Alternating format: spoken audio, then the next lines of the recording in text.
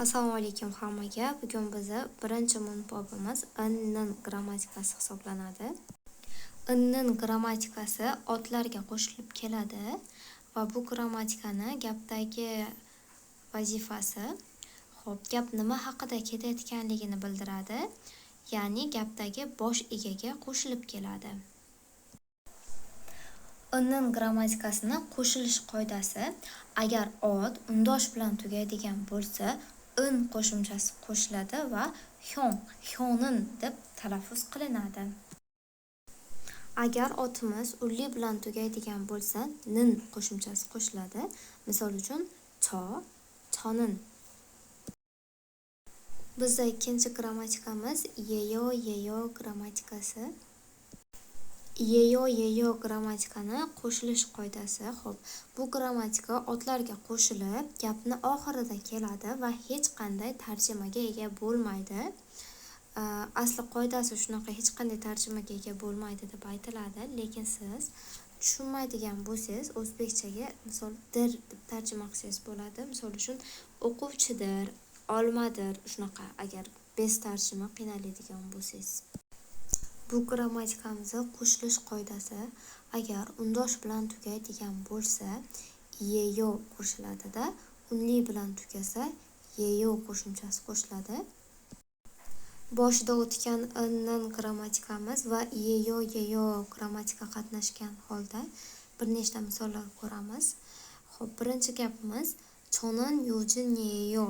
Bu yerda cho men, yujin bo'lsa ism. Man Yujinman deyapti, ya'ni meni ismim Yujindir, shunaqa ma'noda. Stiben'in miguk saram yeyo. Stiben ism, miguk Amerika, saram odam. Stiben amerikalik odamdir deb aytmoqchi bo'lyapti bu gapda. Uchinchi gapimiz bu so'roq shaklda berilgan.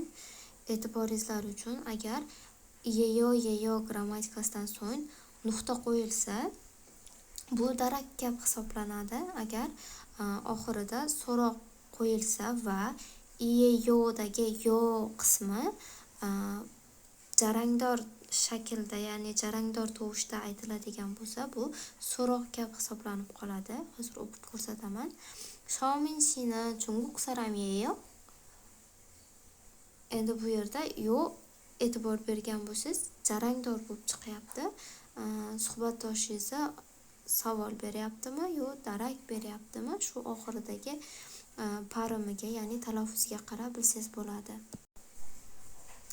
Shomin shi bu ism, chunguk Xitoy, saram odam. Shomin shi deyapti, xitoylik odammi deb savol beryapti. Ne chonin chunguk saram yeyo. Ha, man xitoylik odamman. Endi chunguk saram yeyo. Oxiriga e'tibor bersangiz, yeyo harflari bir xilda va ozgincha cho'zib aytiladi. Misol saram yeyo desiz, u savol beryapti-da. Saram yeyo desiz, bu darak bo'lyapti. Bugun birinchi darsda mavzusi shu yergacha edi. Lug'atlarni audiosini va lug'atlarini men Telegram kanalimga tashlab beraman. Agar o'rganmoqchi, yodlamoqchi bo'lganlar bo'lsa, o'tib yodlashingiz mumkin. Hammaga rahmat.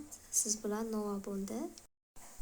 Agar dars yoqgan bo'lsa, yurakcha bosib qo'yishingizni iltimos qilaman. Sog' bo'linglar.